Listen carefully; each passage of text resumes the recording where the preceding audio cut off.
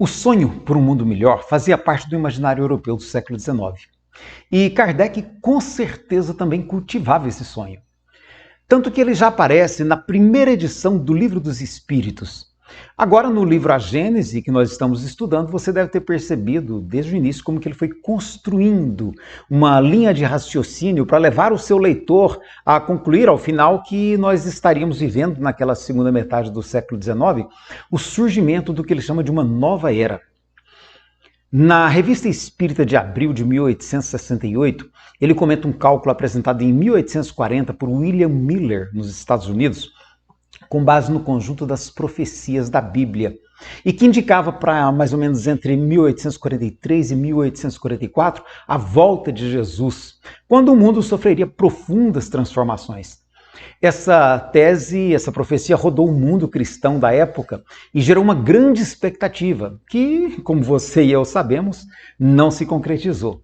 Daí surgiu o que foi chamado de o Dia do Grande Desapontamento, do qual nasceu em seguida a Igreja Adventista do Sétimo Dia que você conhece. Mas, na verdade, essa expectativa é muito antiga, muito mais antiga. Desde sempre a tradição judaica aguarda um Messias que viria transformar o mundo e construir uma nova sociedade, livre das guerras, livre das misérias, dos sofrimentos que angustiam os seres humanos. Essa era, inclusive, a esperança de Judas e de vários outros seguidores com relação à pessoa de Jesus.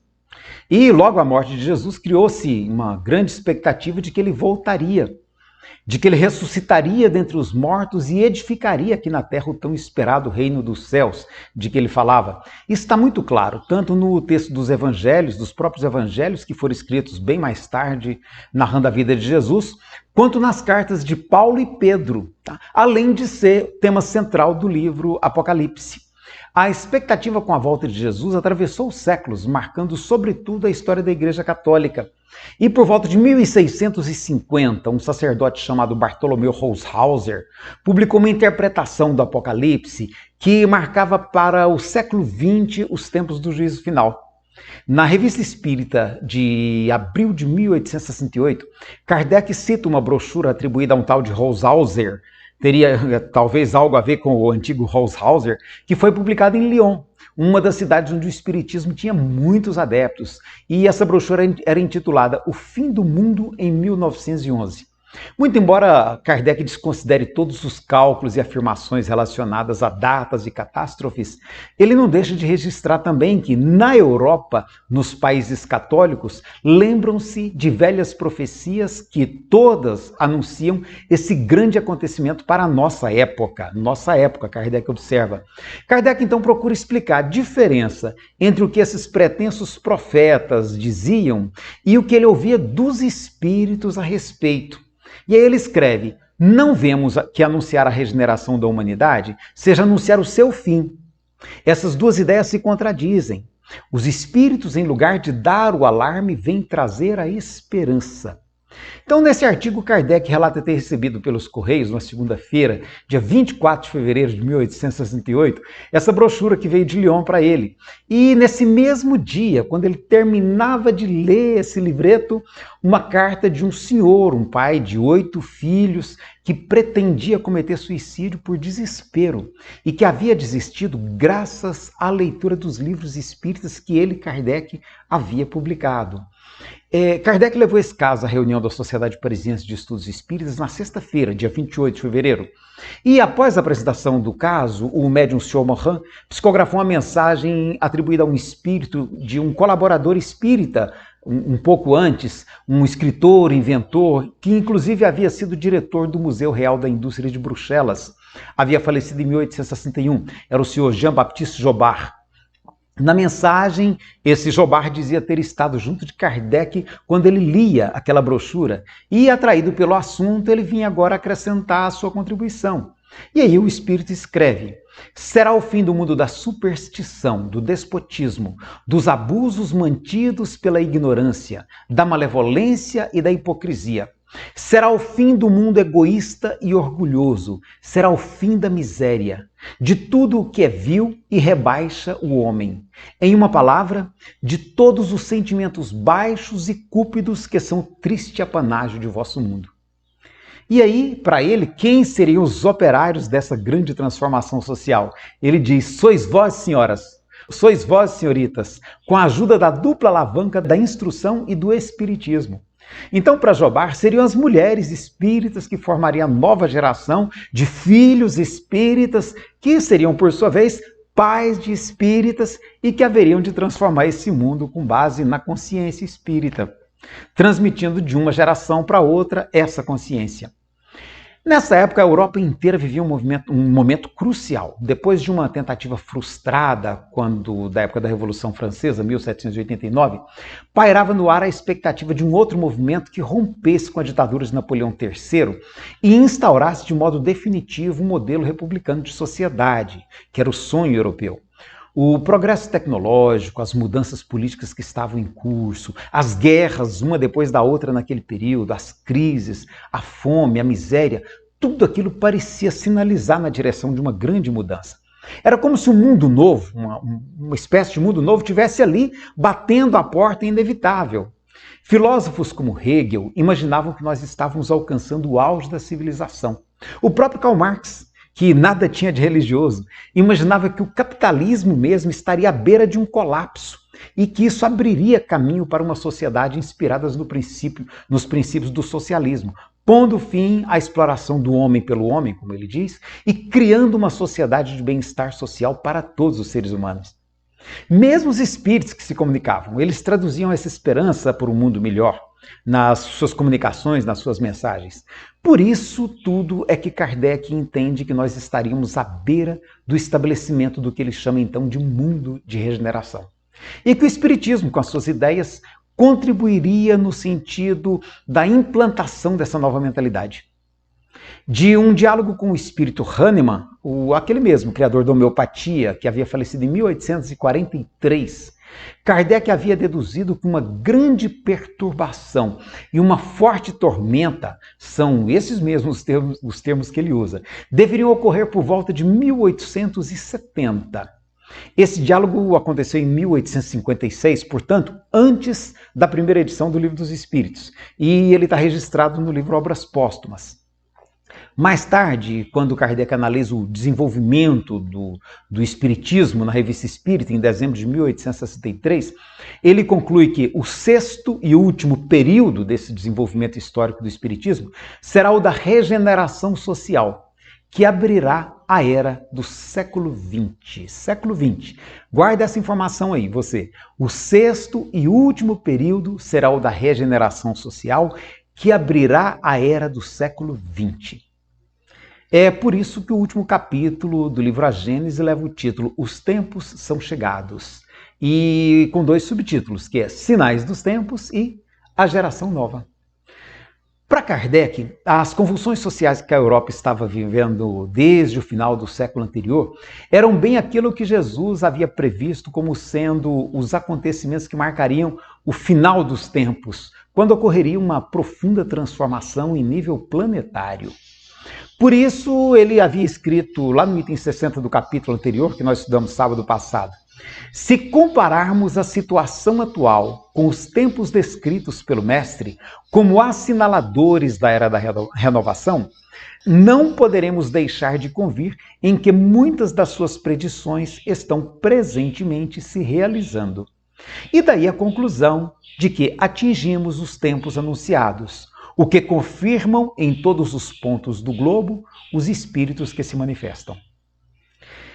Ele abre o capítulo 18 afirmando: são chegados os tempos, dizem-nos de todas as partes, marcados por Deus, em que grandes acontecimentos se vão dar para a regeneração da humanidade.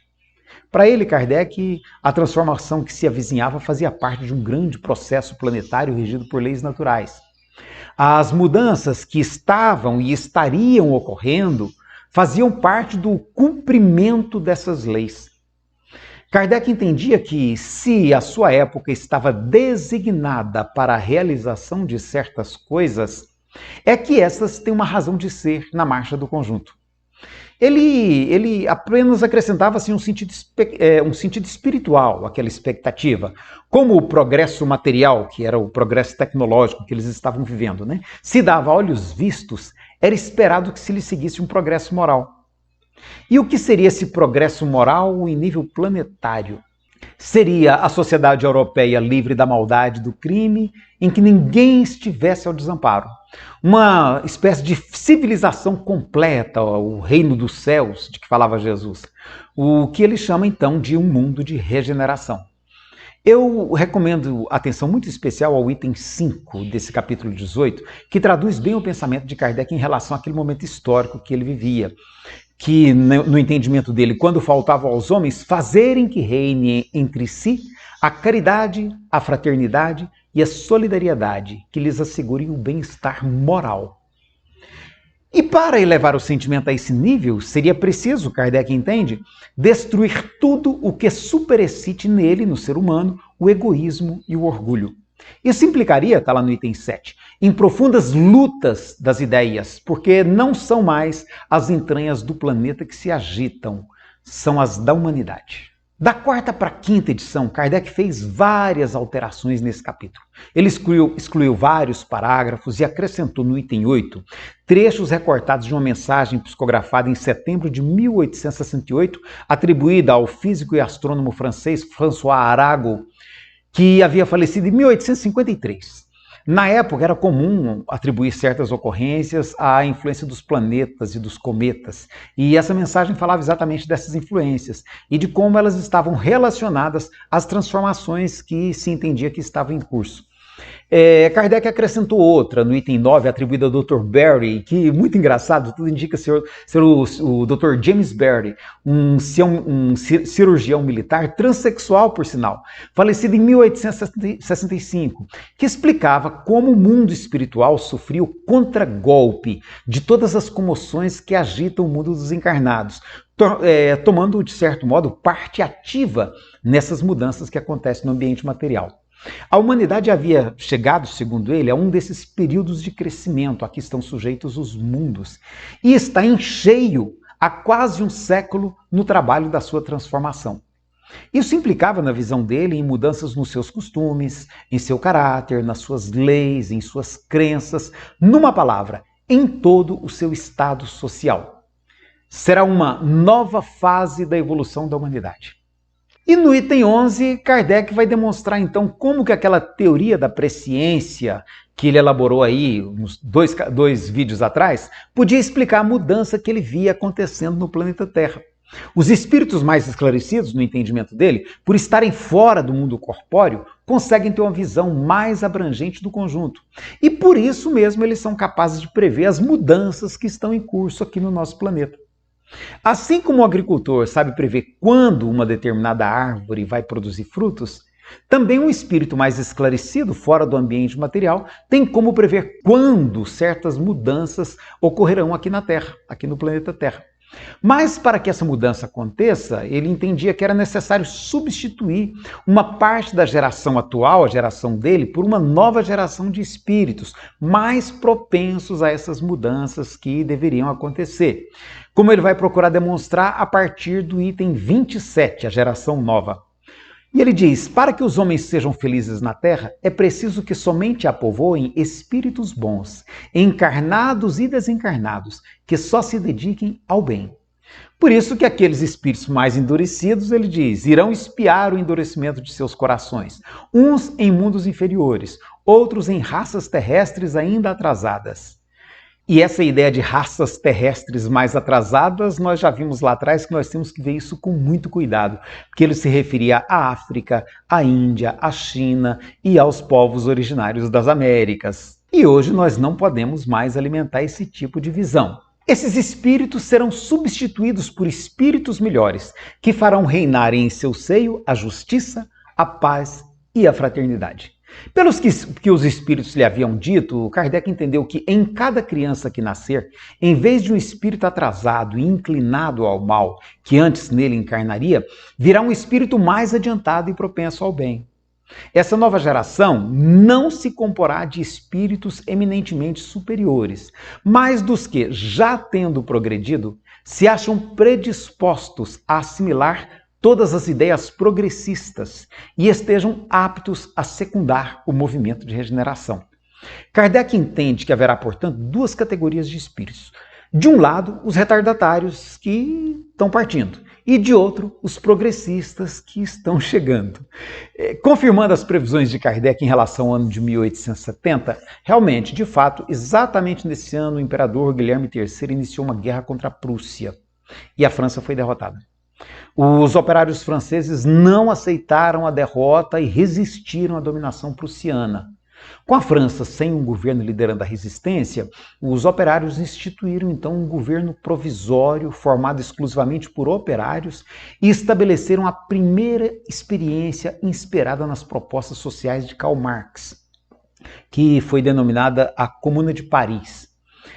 Eles fizeram eleições, criaram comitês de fábrica, reduziram a jornada de trabalho de todos os operários, proibiram o trabalho noturno, sobretudo para as mulheres, e inclusive o trabalho para crianças. Tá? Estabeleceram como metas educação pública e universal.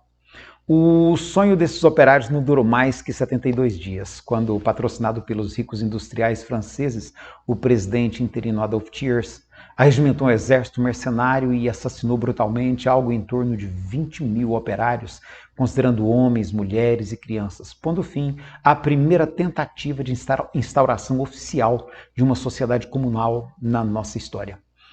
E aí nós começamos a discutir lá no nosso grupo algumas dessas questões que desafiam a nossa reflexão. Lembra quando eu te pedi para anotar lá quando Kardec disse que o século XX marcaria o período da regeneração social? Pois é, então a gente começou a conversar a respeito do seguinte, considerando que no século XX nós tivemos duas guerras mundiais, uma delas inclusive nuclear, Segunda Guerra, nas quais morreram em torno de 100 milhões de pessoas. E depois disso nós tivemos ainda a Guerra Fria, a Guerra do Vietnã, a Guerra do Kuwait. Será que nós podemos mesmo afirmar que o século XX marcou esse período da regeneração social, como Kardec previu? Observando o panorama do mundo, você acha que aconteceu mesmo aquele afastamento dos espíritos renitentes no mal que seriam relegados para mundos inferiores? E as pessoas que reencarnaram em seguida, você acha que realmente eram espíritos melhores, vindos de planetas mais elevados? Na época de Kardec, nós tínhamos aqui na Terra 1,2 bilhão de pessoas. De lá para cá, esse número saltou para quase 8 bilhões atualmente, ou seja, aumentou 5 vezes. E aí a gente começou a se perguntar onde estavam todos esses espíritos antes de reencarnarem. Será que eles eram mesmo aqui da Terra? Ou será que vieram mesmo de mundos superiores? O Johnny ponderou que eles podem ter vindo de outros planetas nas mesmas condições da Terra. Mas aí então não teria acontecido aquela migração de espíritos vindos de mundos superiores a que Kardec se refere, né? A Celita, inclusive, acha que Kardec pode ter sido muito otimista ao pensar que essa regeneração social poderia ocorrer em um espaço tão curto de tempo. Quem sabe se essa mudança não demandaria um tempo muito mais extenso. O John, inclusive, acha que ela já está acontecendo, mas lentamente, desde o século anterior a Kardec, como ele mesmo diz, né, o Espírito disse para ele, mas que essa transformação não será tão imediata quanto se supunha e que ela pode demorar milênios. Afinal, ele disse para nós lá, Deus tem um propósito para este mundo. E já a Rejane, ela não acredita que a sociedade humana tenha alcançado, e nem que esteja alcançando, essa condição de mundo de regeneração. E, inclusive, conversando, a gente trocou ideia lá sobre, por exemplo, essa pandemia, o que nós estamos vendo aí, né? Que muitas vezes ninguém respeita ninguém, ela até comentou, ninguém facilita a vida dos outros, há um excesso de individualismo, pouquíssimo espírito de cooperação. A Rafaela lembrou que as pessoas não respeitam nem a cor da pele do outro. E esse Celita acrescentou que ela não vê como modificar essa atual realidade sem que isso passe pelos caminhos da política.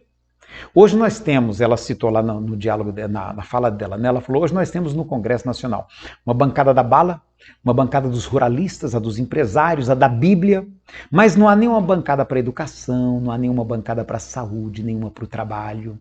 Então ela falou assim, olha, para mim está tudo muito equivocado e eu não sei quanto tempo vamos levar. Aí ela contou, hoje de madrugada nós encontramos uma mulher com a criança embrulhada em um cobertor pedindo comida. E aí ela disse, nesse momento eu penso que vai demorar muito mais do que Kardec previa para nós termos na Terra um mundo de regeneração. Aí o Essimar, inclusive, admitiu que ele não percebe na nossa sociedade nenhum esforço no sentido de reverter esse quadro de degradação e de miséria.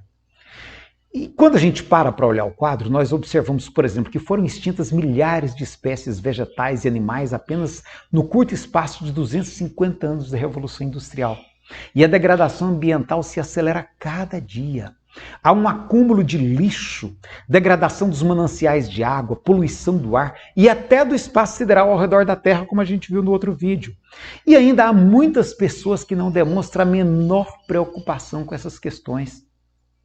A espécie humana que chegou tão recentemente à Terra já está correndo risco de se auto-extinguir dentro de um curto espaço de tempo. O próprio povo ariano que Emmanuel imaginou lá em A Caminho da Luz, que lideraria o processo da regeneração social, foi o que promoveu o Holocausto, assassinando 6 milhões de judeus na maior tragédia da nossa história. E os Estados Unidos, a quem Emmanuel imaginava que estaria sendo confiado o cetro da civilização, garantindo a paz entre as nações, foi o país que explodiu as 2 primeiras bombas atômicas da nossa história, matando mais de 200 mil pessoas nas cidades de Hiroshima e Nagasaki.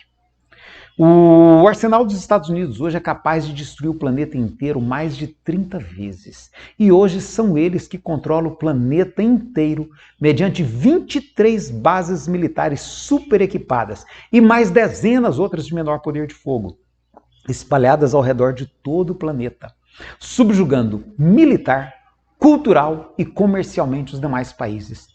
Em vez de criarem clima favorável à paz, os governos estão criando armas, e cada vez mais destrutivas para alimentar a guerra.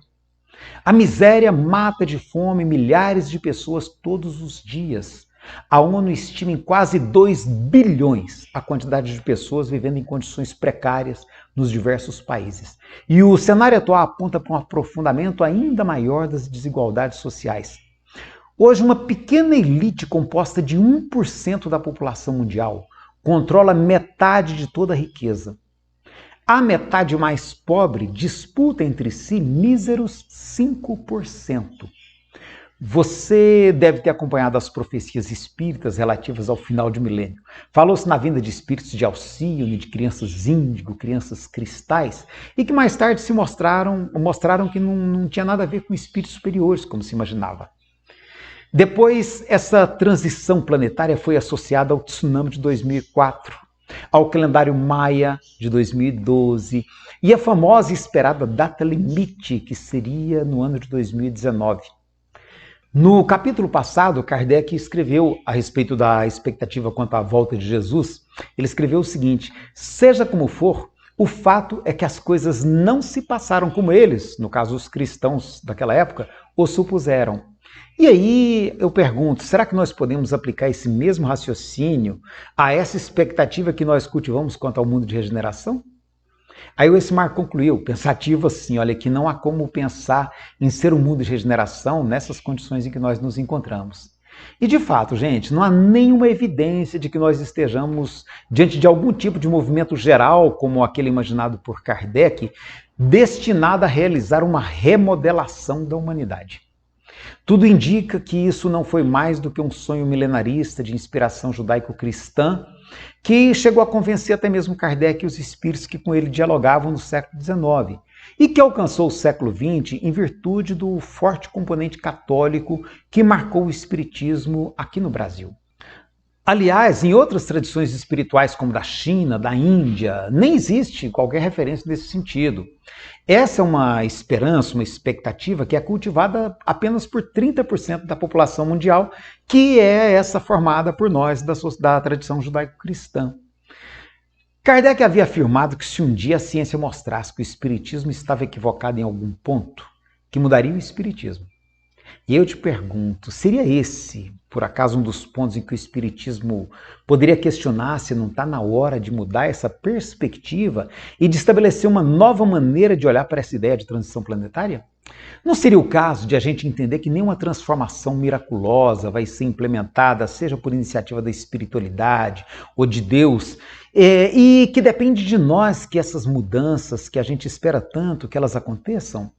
O que falta para a gente perceber que essas mudanças que a gente deseja vão ter que ser feitas por nós mesmos? E é de nós que depende a construção de um mundo melhor para todos os seres humanos. Será que não seria esse o nosso teste moral de superação do individualismo, do egoísmo e da prevalência da solidariedade e da fraternidade? Em vez de a gente desejar egoística e presunçosamente que os maus, os outros que são maus, sejam expulsos da Terra, será que a gente não deveria abraçar a tarefa da educação coletiva? No item 17 desse capítulo, Kardec escreveu que a fraternidade deve ser a pedra angular da nova ordem social. Ele entendia que a humanidade já estaria, na época dele, mais madura, como consta lá nos itens 20 e 21, e que é assim que vemos fundar-se uma imensidade de instituições protetoras, civilizadoras e emancipadoras, sob o influxo e por iniciativa de homens evidentemente predestinados à obra da regeneração. Que as leis penais se impregnam dia a dia de sentimentos mais humanos. Os preconceitos de raça se enfraquecem, os povos começam a considerar-se membros de uma grande família. No sonho kardeciano, essa nova sociedade teria por divisa caridade, fraternidade, benevolência para com todos, tolerância para com todas as crenças.